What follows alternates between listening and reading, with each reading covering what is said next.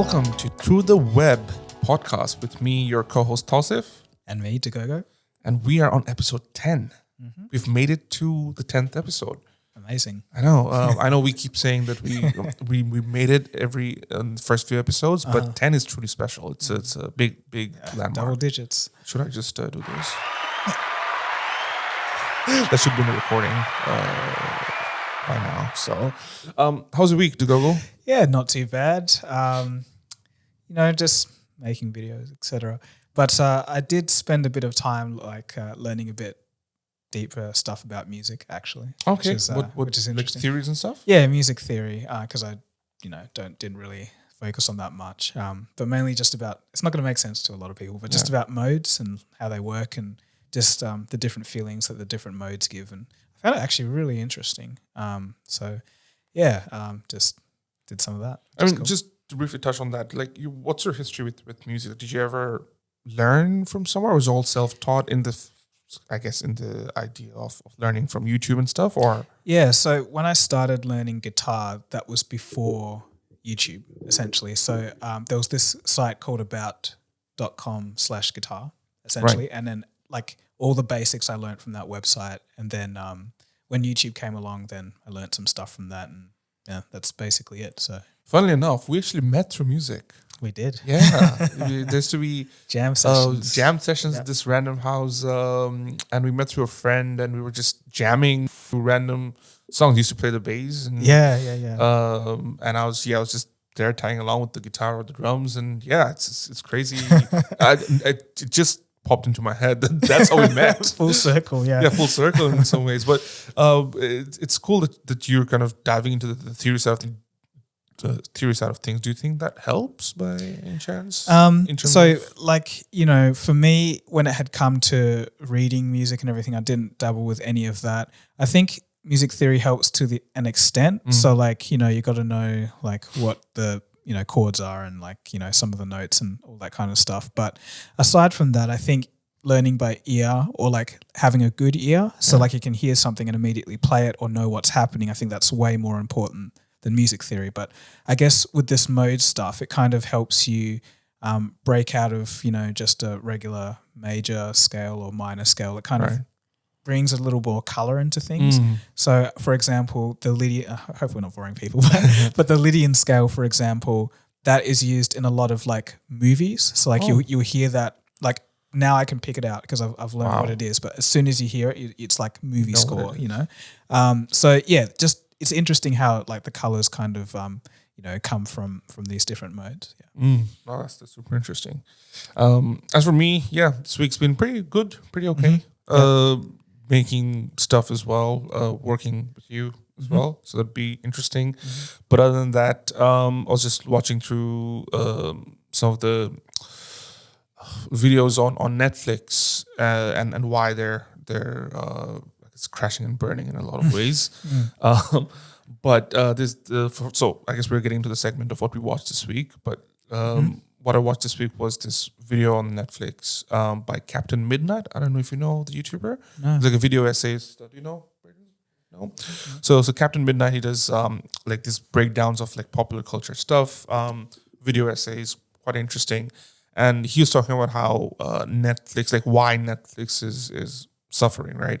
And one thing that I think I missed in our last episode is that, which he brought on the video, is that how Netflix is focused on one season kind of wonders, right? So how they have this big hype cycle, building everything up, and it lasts only for about one season. But everything else, or in fact, their previous shows would continue that cycle, season after season. And think of Squid Games or anything of that sort. I don't think season 2 or season 3 of Squid Games, even if it comes back, will reach the same height as season 1, right? And I think that's what Netflix is struggling with, is that they can't have shows which holds people or brings people back onto the platform. And they used the example of 2 very interesting shows side by side, which came about around the same time. And I forgot the name of the Netflix show, but I think it was... I can't remember, Okay. But I'll put the graph up. And they were comparing with Succession by HBO. Have you seen Succession? No. Highly recommend it. Okay. One of my favorite, probably my favorite show of all time. Okay, just not to get sidetracked, but quickly, what's it about? It's about and I think you'll love it. It's about how this big multi-billion-dollar media company has a CEO, legacy media company. His CEO needs to step down, and basically who's going to be the successor. And usually it's between the family of four.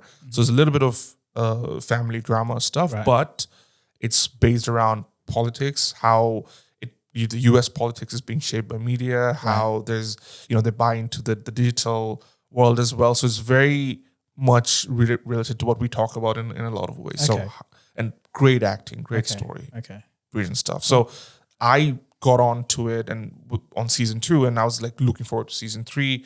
Same with, a few other HBO shows, but Netflix hasn't been able to do that. So I think that was a key performance indicator. If I may.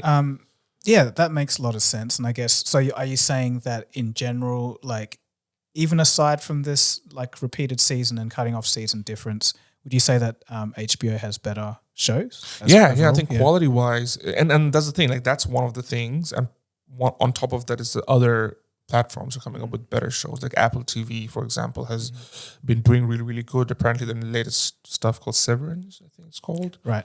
I've heard about that.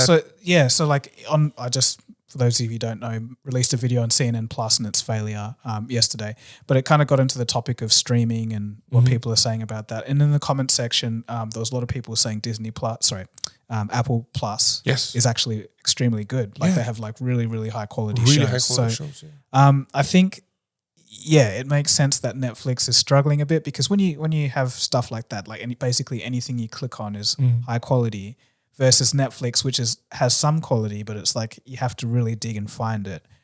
Most people aren't gonna be bothered to do that. I think so. I think that's another factor as well. Yeah, 100%. What else did you? Well, what did you watch this week? Yeah. So there was this YouTube channel called Degeneracy, or Degeneracity, actually, as in like it's spelled differently. But so he's a YouTuber that's kind of very crass. It's almost like very not family friendly, and with very high paced meme editing. That's the only way I could describe it. Kind of like Big Boss, or what's the other one? The Internet Historian. I don't know if you've heard of either of those. So I was watching a few of his videos, and like I thought they were hilarious. So I think with me, like if I can just sense like this guy's going to blow up. It's going to be big. So just watch out. But anyway, so he made this video on TLC. I don't know if you've heard about that. Like it's this cable. TLC is the Learning Channel. Yep. This cable TV show in the United States where the name is the Learning Channel, but it's about like people who weigh 400 pounds, or people who like eat like it's got this show called My Strange Addiction where people like eat like couch filler and eat rocks and stuff, and like just absurd. Really absurd reality TV that's just crazy off the walls. But something interesting about that whole area is that he was going over the history of TLC a little bit. And guess who started the channel originally? NASA. Oh, wow. Back in 1980, NASA started the channel like to be like, this government learning service for, high class, or not high class, but like for children or whatever, just really educational content. And then their ratings started slipping. So in the late 90s, they just kind of switched over to like reality TV, and then they're like, this works. And they just lent into it super heavy until like the Learning Channel name means nothing to do with what they're doing. So I thought that was like pretty good. So, it's an interesting history as well about TLC. I knew about TLC, but I know the backstory. Yeah. So that was cool. And then also another thing I got into was a podcast that you recommended called Down the Rabbit Hole. Oh, yes. By the New York Times. I absolutely loved that. That was really, did you finish the whole thing? I did. Oh, wow. That's quick. Within a week. Went through the whole thing, and I wanted more. I was like, this is amazing, right? Really well done. Yeah, really, one of my favorite pieces of content or media I've had anywhere. So highly recommend it. You guys check that out if you're really good into podcasts. Good storytelling as well. Yeah. But I loved how they covered so many different aspects, from the PewDiePie saga to QAnon to all of this. And really it's like, it was almost bittersweet towards the end, where it was like, how they were playing all that stuff, like kind of snippets of early internet, what people thought about the internet. It's like, oh, this is going to change the world, this is going to be so good and everything. And then it's like juxtaposed with all the horrors that would hurt. It's like, the internet was supposed to be this great thing that connected everyone, but it's morphed into something that's really made everything uncertain, also kind of made everything chaotic in a way. And like it just left you thinking like, what could have been? I mean, just on that note, do you feel like it's exposing who we are as humans, or it's made us into that aspect? A lot of people ask this question a lot. It's like, are humans getting worse, or are we just seeing more of it? I think that's the ultimate dichotomy that people have. But, as much as I've observed, because I told you about like my 90s TV and stuff and all that kind of stuff, as much as I've seen humans act in the past, like I think we are getting worse. Like, a lot of people like to say these people have always been out there, but we just haven't seen them. But I don't know, there's just a way that we act now that seems a lot more short-tempered and just more irritable. And I think it's got a lot to do with how we use technology in terms of like, we all have a phone, we like expect everything to be there all the time, we have access to everything. So things that take too long or are too slow is like, we can't deal with it. And also just the way it rewires our brains as well. There was a few studies done on like social media and how that affects like young children, especially like because their brains are developing and like having that, stuff all the time isn't great for you, like having instant access. So I guess like, having those children who grew up, having phones when they were 10 years old to now they're 20 something, like their brains are fundamentally a little bit different. And they're used to different stimuli versus someone who grew up without anything. So I think there is something to be said for it. It's kind of augmented us, but what do you think? Yeah, I always thought that this is what humans were, and it's just exposing us, and especially to the point because and I think before the recording, I was telling you how the 10 loudest people is louder than 10,000 people, because on the internet, you always seem to see all these negative trolls and all the hatred kind of pour out, but it's because the other 10,000 people who are generally good are quiet, right? And especially when you get face to face with any of these trolls, 9 out of 10 times totally they'll be totally different. And I think just this week I was looking at this Twitter story about this personality on Twitter who got this hate comment from someone, and the hate comment was something like, "I wished you died in this movie," right, or something of that sort. And the guy, instead of at first was annoyed, like he replied back saying, like trolls like you were there everywhere. And then he went back to check the trolls feed, and turns out the troll was going through some serious life threatening disease. Right. So what the guy did was he started this GoFundMe campaign for the troll. Got like all his followers, and it's like, I feel sorry, like he's going through this stuff. I know he said stuff about me, but I think let's show what the internet's for, right? Everybody got around, had this life-changing surgery, and he said, he came back. It's like, I can't believe that this is happening, and it's like, I'm sorry I lashed at you. Look, we need more of that. Exactly, and it was such a great story. It was such a great story, and it's like, and he went out and said, look, I know I was being negative, but in the future I'll try not to be more negative and be more positive, right? No, that's great. So I think there is good out there, and I think good's way more than the bad, but the bad just gets highlighted 24/7, and that's what drives clicks. Yeah. That's what, and I think that's where social media is failing. Yeah, but the thing is though, like I guess people kind of are impressionable and kind of have this ambient awareness of the situations around them, So it's like kind of if you see everyone in a negative mood, there will be a percentage of people that kind of take that on board, like even though it may not be real, but it's still, an impression on them. So it's like, if the internet was always happy and everyone was always, like I feel that people they'll be different in a way, like in terms of like the most negative people you have, they wouldn't be acting as badly as they would kind of thing. And but see, the idea of, you know what the term Schadenfreude means? Schadenfreude? Yeah. So the idea, which for those who don't know, it's a German term, which means how people derive pleasure by seeing misfortune of others. Yeah. Others, exactly, right? So when they see the downfall of others, there's this human element that somehow finds joy in it, right? And I found this interesting, and even if you don't find joy, I think it piques your interest, right? So you want to find out more, like if somebody is failing, like why, like CNN Plus is a great example, right? Like more And the people know fraud about the stories, I failure. guess, Yeah. And also the fraudster stories and stuff like that. Yeah. So in fact, there was this one meme or one thing going around where this YouTuber got cancer, and he posted a video that how he, got cancer, got like 1 million views, and then he posted a follow-up a few months later saying he beat cancer. It got like 200,000 views or something, which obviously it's algorithms at play and blah blah blah. But that also kind of highlights how people want to know, oh, this guy's got cancer. Maybe they're not feeling bad about it, but it's interesting. More like than somebody beating cancer. So I don't know if again that's a human. I think that is human. Human thing that we have, and social media just highlights it, and media companies use it to their advantage to drive more clicks, and clickbait is there for a reason, right? Like we didn't have clickbait if people didn't want to click on top 10 ways to beat I don't know, something.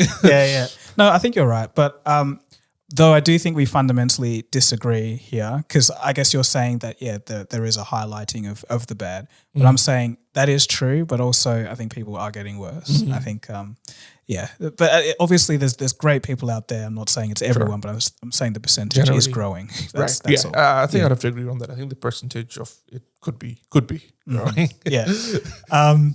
It wasn't meant to be a verdict episode. It wasn't meant to be a verdict episode. We're supposed to do a comment of the week. Yeah. Let's do your favorite comment of the week. All right. So my favorite comment is by Deepesh Malhotra, and he says, "You guys are my Monday motivation for real." So that's amazing. I'm glad that we can make some of you happy by talking about the random stuff we do that comes over the internet. Yeah, through the internet. Through the web. Through the web, of course. There you go. My comment of the week is from D Control, DECNTRL. Said, great episode, guys, regarding Black Mirror. Be Right Back from season 2 was closer to that startup. I think this is reference to the last episode where I said that the startup was making ways for people to connect to the dead relatives and friends. So the Be Right Back episode is more closer to the one that I mentioned, which is correct. I checked it up later, and there was that episode where the girlfriend loses a boyfriend or something, and it makes an android. Great episode. I miss Black Mirror, but see what I mean, like Netflix was good at this stuff. Black Mirror had a pretty good run. I don't know if it's coming back ever, but still, like, maybe apart from the last season. Last season was a bit iffy, I agree, but they had a good run, so it wasn't just like one and done. But still, it's one of the seminal shows, I think, really. For sure. Moving on to some of the more deeper topics of the week. One thing I want to bring up today is the situation in Indonesia. So the Indonesia's palm oil export has been suspended over the week. What this means is, they're the top shipper. The top shipper imposed a sweeping ban on cooking oil exports covering palm oil products across the value chain. It's hard to overstate the importance of the tropical oil, as it's found everywhere today in food, soap, lipstick, and even printing ink, which makes Indonesia's move very, very important for the world.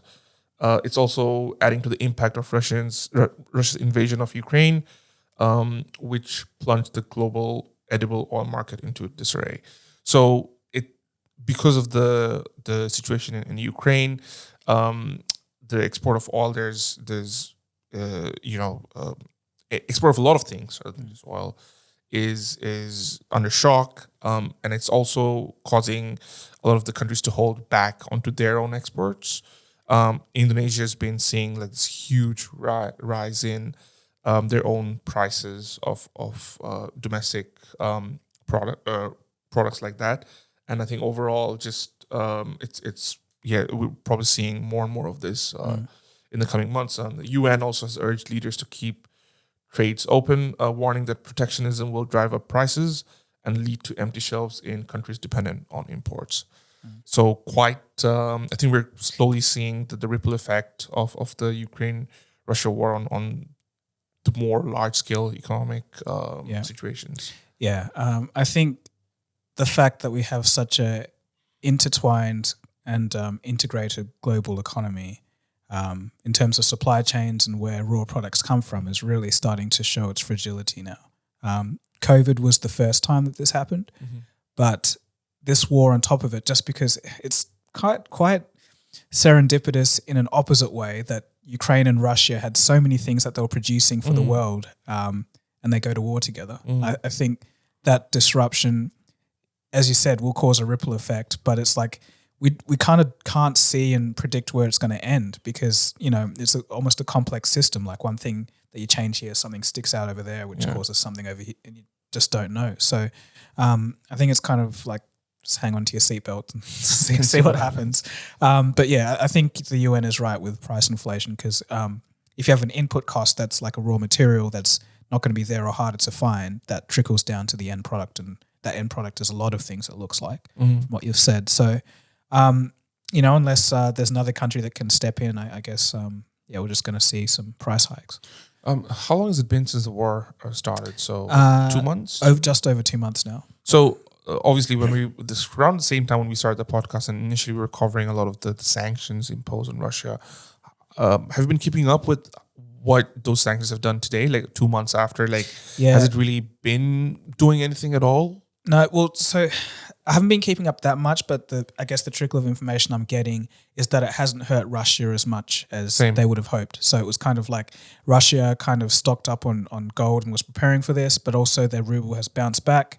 And in terms of like it against the dollar, in terms of the index, it's actually increased to before the war. So it's like, what did it do? So it's kind of just hurt the Western nations. And Russia's cutting off some oil exports and to like Europe, some European nations. I can't remember which one it was just recently, but I think it was Poland, maybe. But like it's not hasn't gone the way that people expected. And it's kind of what I said in my video. Like there's going to be unintended consequences, and that's playing out. So fair enough.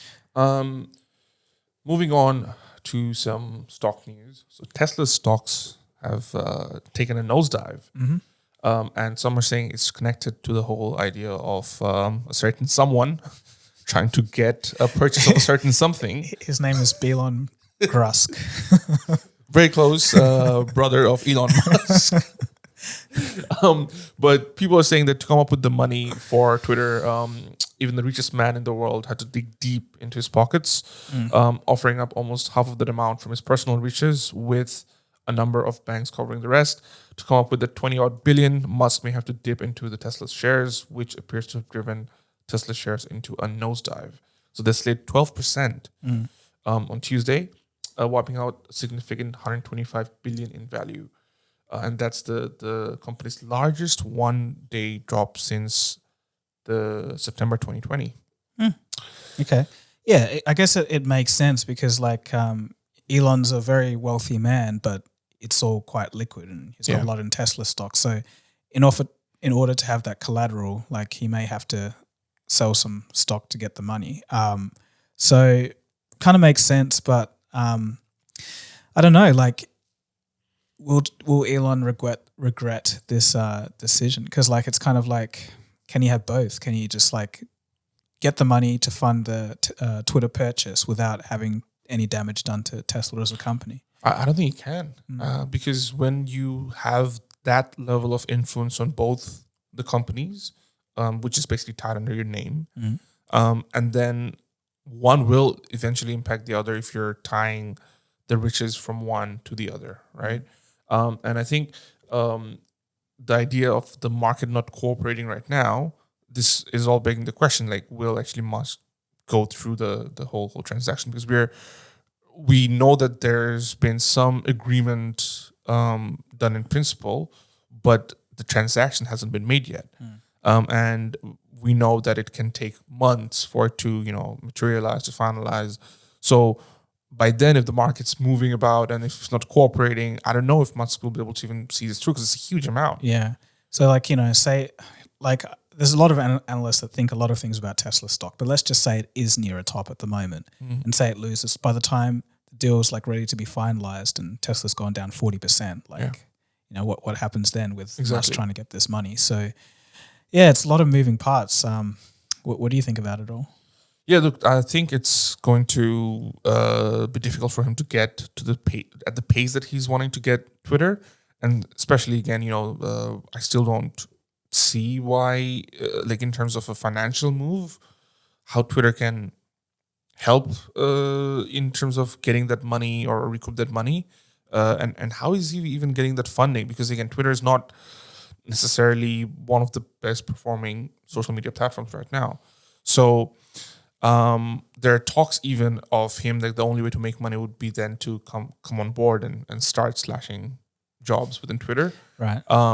But again, like it's still following a classic legacy social media model at this stage, through advertisements, and it's already making some changes apparently with just about on his potential announcement of buying. We're seeing numbers of followers being, changing tides with some certain political parties getting more and certain less. The synopsis is the conservatives are skyrocketing up in numbers, and the liberals I think are falling a little bit.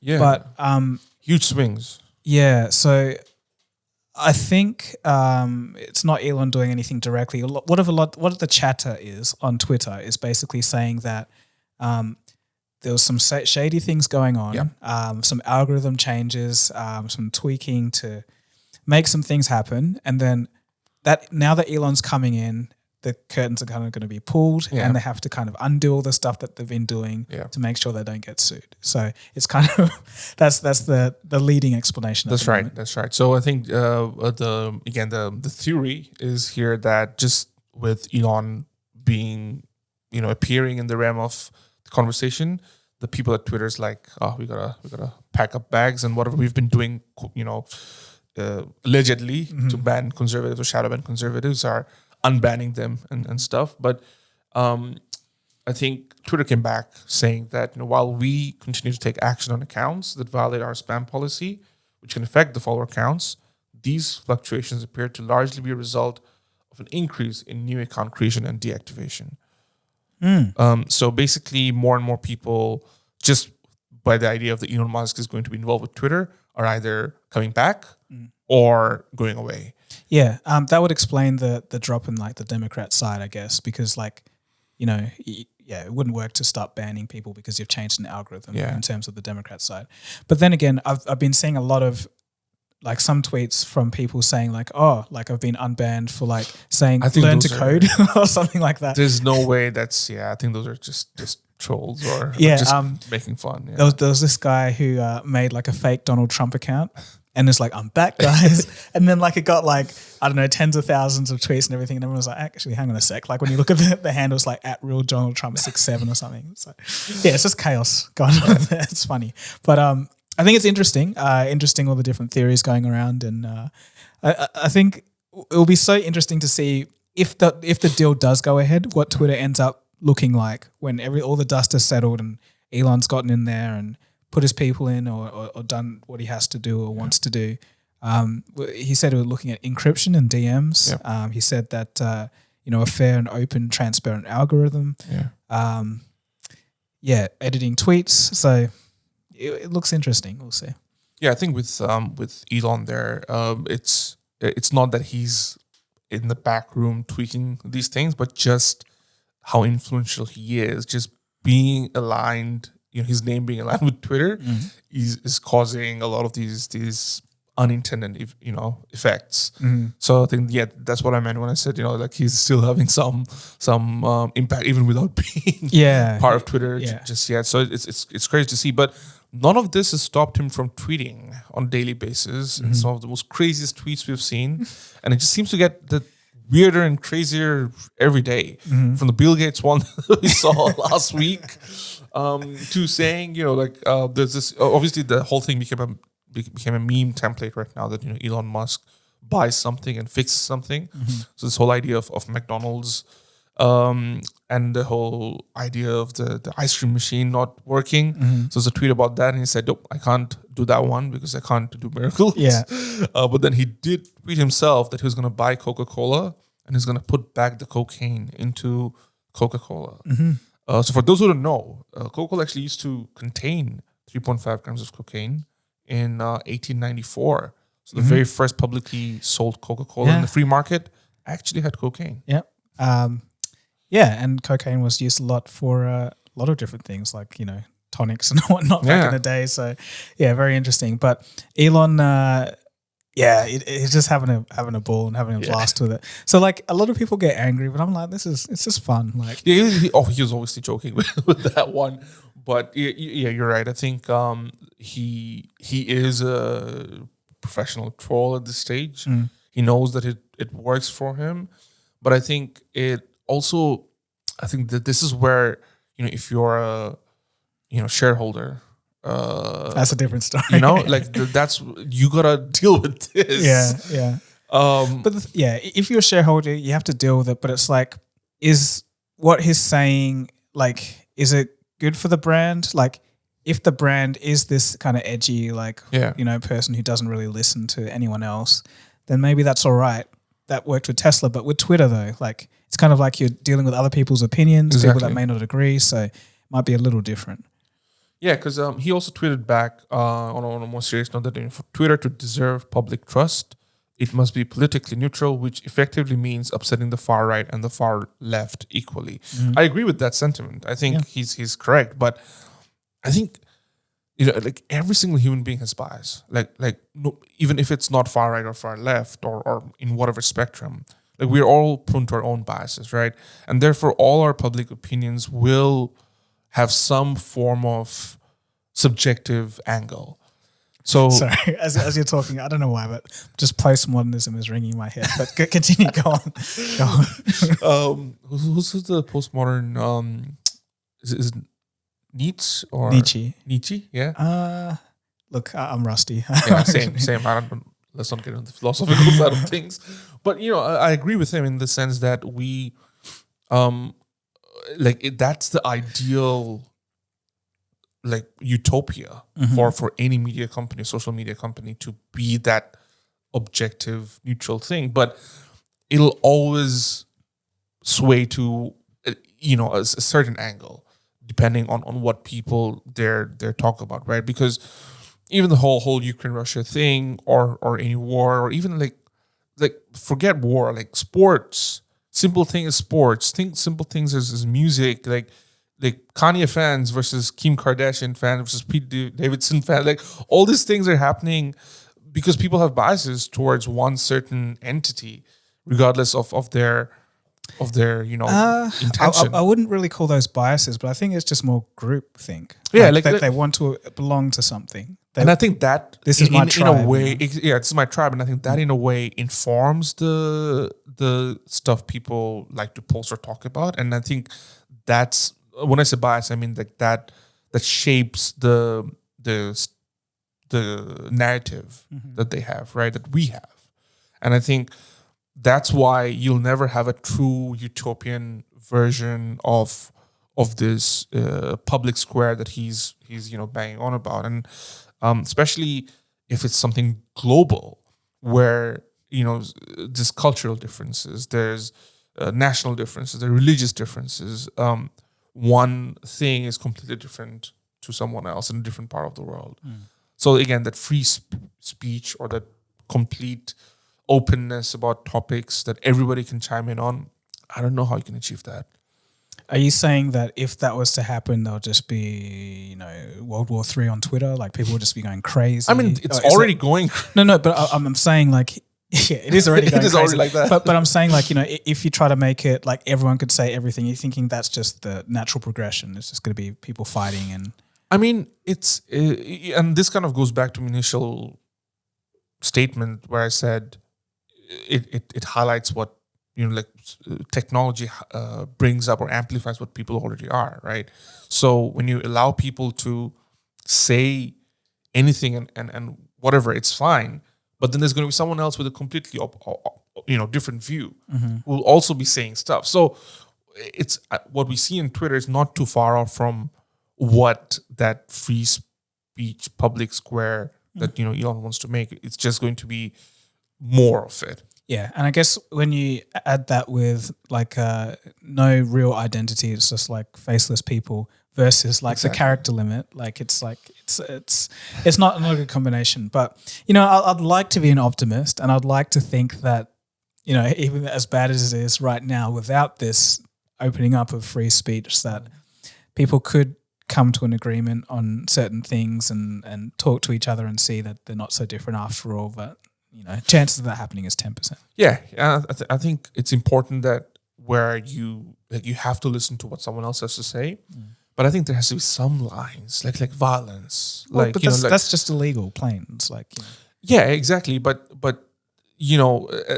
and I think this is where things get a little bit like, so when comedians joke about these things, they're getting banned, or like the context, and this is where simple things is a punchline can be interpreted differently by different people, even though the intention there is not violence, it's just joke and humor, right? So again, I don't know, man, how he can achieve that with everyone on the same wavelength. But that's kind of towards the way that he wants to go. Like, say you do say a joke and it's clearly a joke, like it's not at risk of being banned for that. So that's kind of more towards the direction he's going in.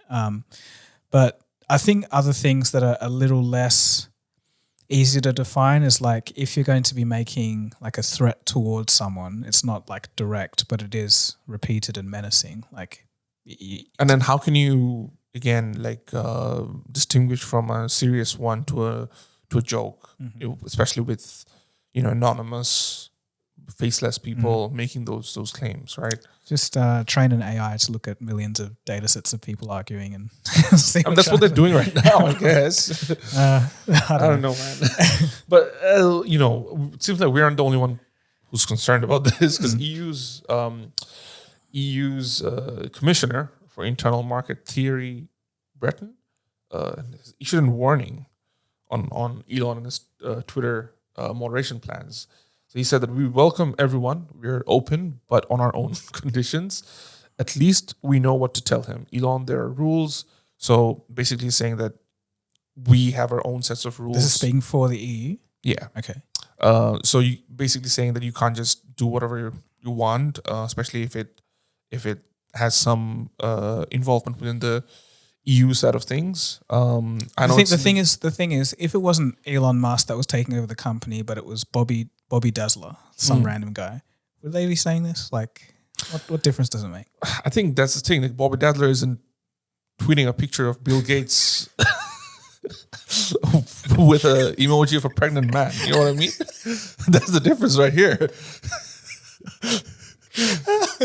So if Bobby Dazzler wants to do that, I'm sure you would be like, yo, Bobby, there are rules, man. Okay. You're right. I'm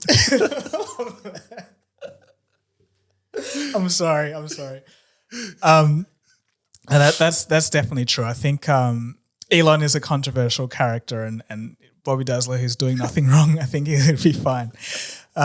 Okay, continue. I mean, that was the whole story. Okay. Anyway, but. Yeah, so I think the EU, that they're going down this road of wanting to regulate and make sure the internet is I wouldn't say safe, but a safer, regulated place. Like for example, they had that GDPR law, yeah. that kind of stuff, and there's some other laws in the UK and whatnot. So I think it's not surprising that they're saying this, but I think it's strictly opposed to what the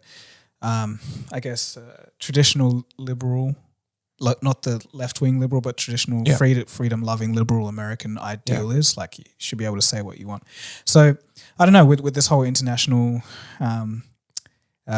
view of things, I think it's going to be quite messy to just, I'm talking about in the sphere of Twitter, to deal with all of that. Like different countries are actually literally going to have different rules on what can be said. So, exactly. And I think on that note as well, the US, all EU member states and 32 non-EU countries have announced a declaration for the future of the internet. This is like a 32-page document, I think. And the whole idea of it is that, it prioritizes for an open, free, global, reliable, and secure internet.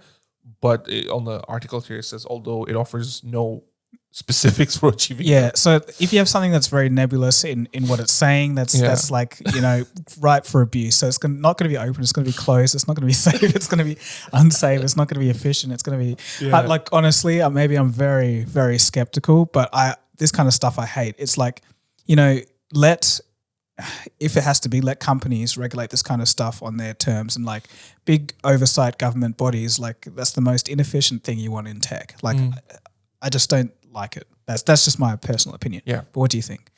I think there's some regulation that's needed, because if it's too open, like say here, if one person, again, like I said, everybody has biases. If I were to be the owner of a tech company, my bias would, shine through the company culture, because there's certain beliefs that I have how a company should be run, how it should do things.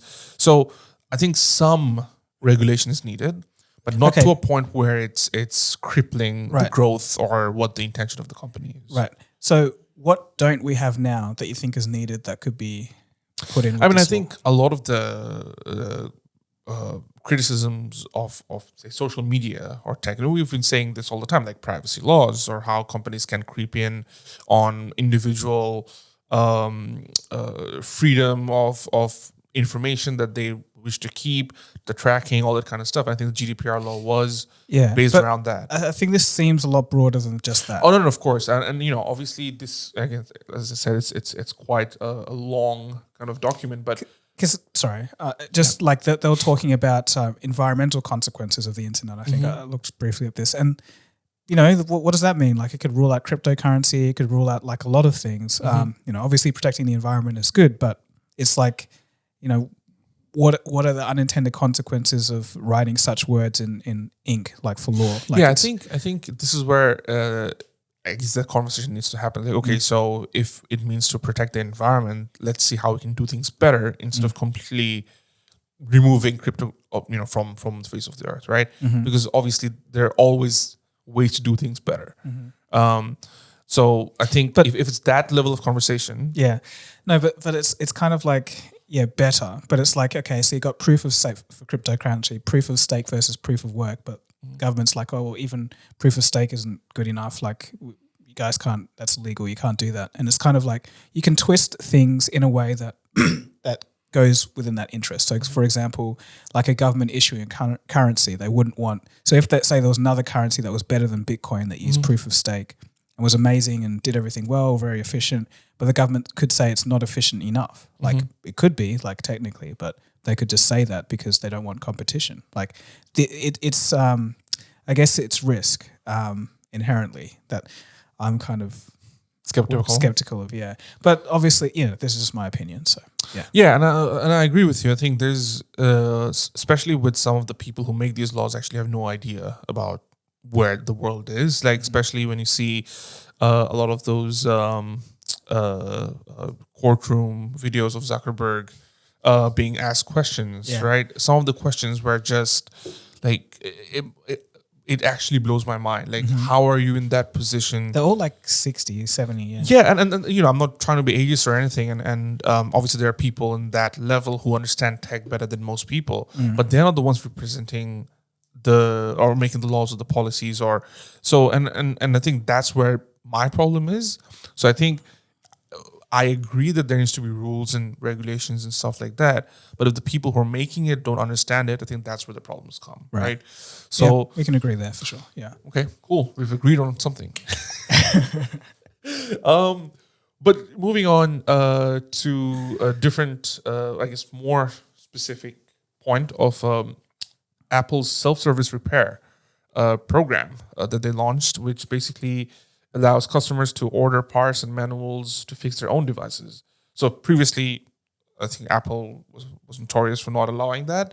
And there's been a whole movement about right to repair, which basically means that the customer should have the right to repair their own products. Apple never allowed that.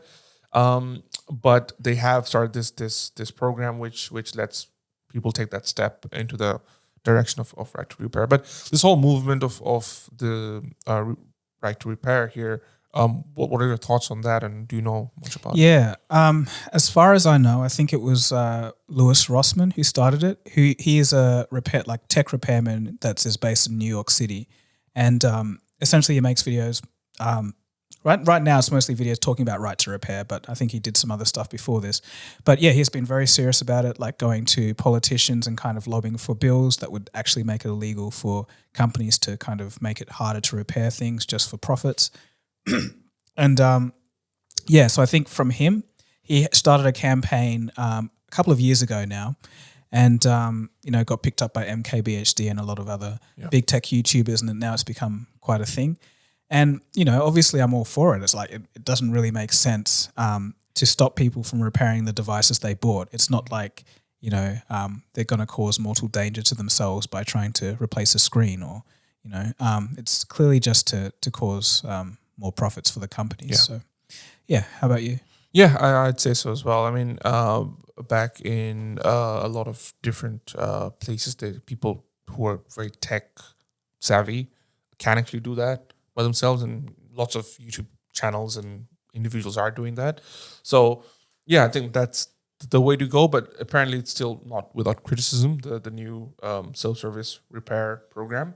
They're integrating a serial number. This is from iFixit, somebody who's made a blog post about it, saying that when the biggest problem is that the parts must be repaired with the parts must be paired with a device. When purchasing parts from Apple's self-service repair store, a customer must enter a device's serial number or IMEI, and any parts ordered need to be repaired with the same device after installation.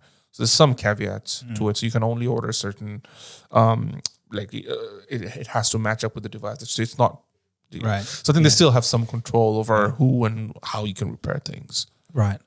Well, look, for Apple to make that step, at least it's better than what they've been doing. Because I was watching some repair videos of, I'm not sure if it was an iPhone 11 or 12, but, it's gotten to the stage where you replace a camera, like with the exact same, model number and everything, but just because it's not from that particular phone, like you're going to have some issues with it, like something like you can't video record or something like, and it's like programmed in there. So it's like they obviously know what they're doing, and there's no reason for it to be that way except for just more money. So so I think it's a good step that Apple's doing that. I think and I think this was actually a topic that was just a member of our community when we started the podcast to dive deeper into it. So maybe we'll do that in one of the future episodes. But with Apple's new move, I thought we should bring it up. Moving on to one of the other news this week. So Snapchat's parent company Snap's CEO, Evan Spiegel, thinks that the metaverse is ambiguous and hypothetical.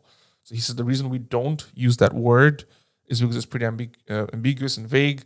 Just ask a room full of people how to define it, and everyone's definition of it will be totally different. He also told The Verge here that the companies making metaverse pitches are really talking about something that doesn't exist yet. There are 250 million people engaging with AR every day, but not so much with VR. So what are your thoughts on Yeah, I think he's right. By definition, the metaverse is more of a concept right now. It's not like it's not like like you can go and download the metaverse that everyone is in and doing all the things that they do. It's like all split up between different concepts and ideas of what it should be.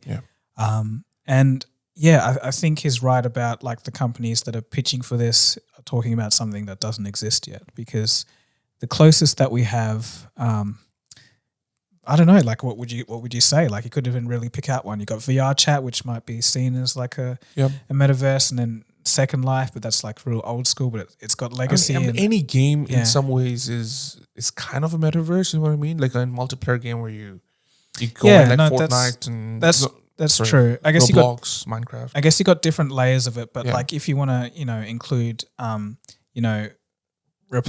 replication of like a physical self or something, then like you're going to narrow it down quite a bit.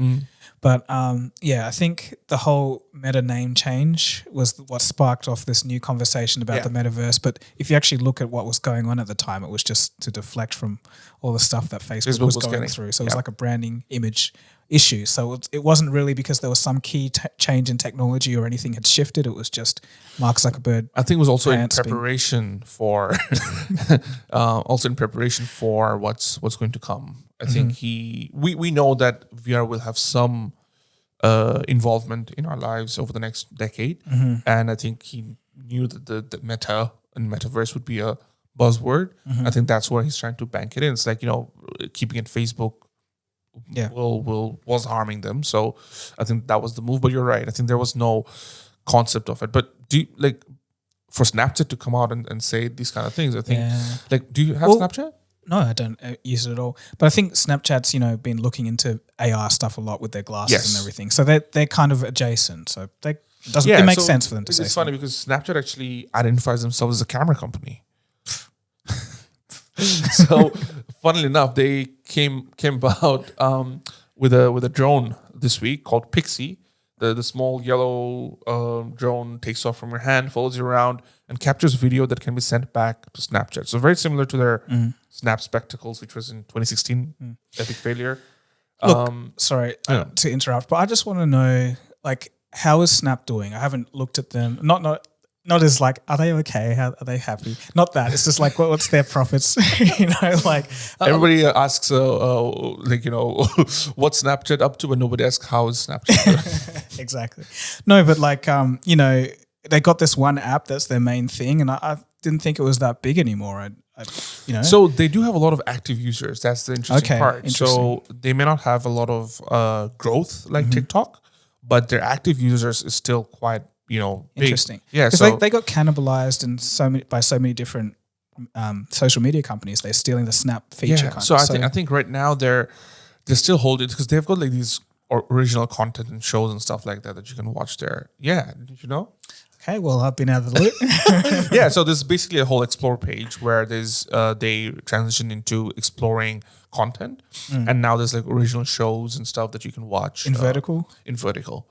Okay, I don't get it, but hey. Yeah, I mean, it's I think right there he mentioned there's 250 million people using their AR functions daily. Wow. So that basically, I'm sure that basically means, just those filters and all this kind of stuff. And I think that's what they're trying to position themselves as, is adding these little things that'll help with the AR side of things using hardware. So I think the positioning themselves as a camera company, quote unquote. Okay, camera. that makes a little more sense. And I guess when you think about Snapchat filters and all that kind of stuff, that's a big market, even though a lot of other social media has it. But yeah, I don't know. They're not in the run for, say, top 5 most downloads or anything that, but they are still healthy, if that makes sense. Okay.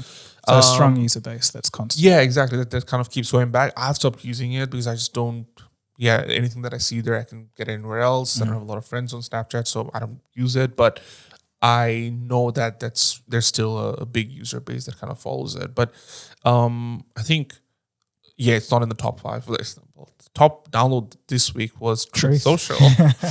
Well, I don't know why, but hey. I think it's a Twitter conversation driving the whole thing. But why would they go to Truth? Trump, the whole idea of him not returning. Yeah, and I think he said specifically that it's great that Elon Musk is buying it, but I'm not going to go back to Twitter. I'm going to stay with Truth. That's what he said. Okay. And then of course, Elon Musk said that, that's a horrible name for a social media company. They should have called it Trumpet. Yeah. I chuckled at that one. This guy, man. Yeah, he's on fire. He's on fire. But okay. So I guess with Snap and everything, it's kind of legacy social media that's kind of trying to pivot itself into what it's good at, which makes sense. But speaking of social media companies, apparently Facebook is opening physical store. Yeah. Or Meta is opening a physical store. Yeah, so I think that's the same idea that the social media companies are trying to position themselves as, or at least trying to get into the hardware game as much as the software side of things, right? Snapchat's been trying to do that. Facebook's first indication was the stuff with Ray-Ban that they did. Yeah.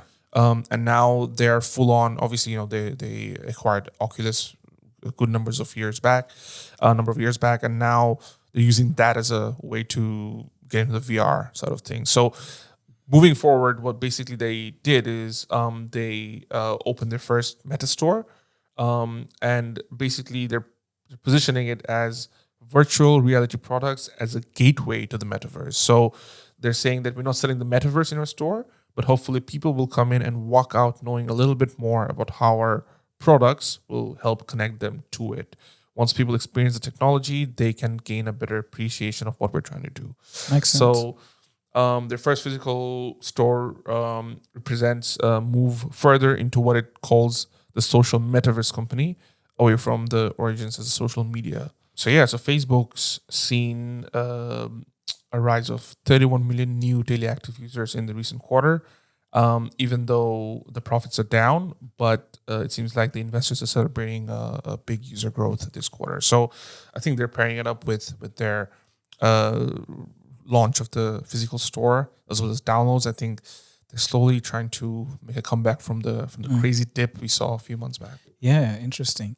I'd just be very interested to know where those users came from, because when they were bleeding users for the first time, like the growth traditionally after the Western markets had left had been like first older people, but then also like, you know, the third world and developing world. Yeah. So if that developing world had trailed off like just before, like as in a couple of months ago when we saw that first dip, like where are these people coming from? So I think these are probably not new signups. These are new active users. So 31 million people are active again. I think that's the difference. Okay. But still, I don't know why, but yeah, you know, it's interesting. I think, I think we'll have to download the release and see. Have a look. Yeah. Yeah. On the final topic of the day, so Google's new user control lets you limit ads about certain sensitive topics. So these things include alcohol, dating, gambling, pregnancy and parenting, and weight loss.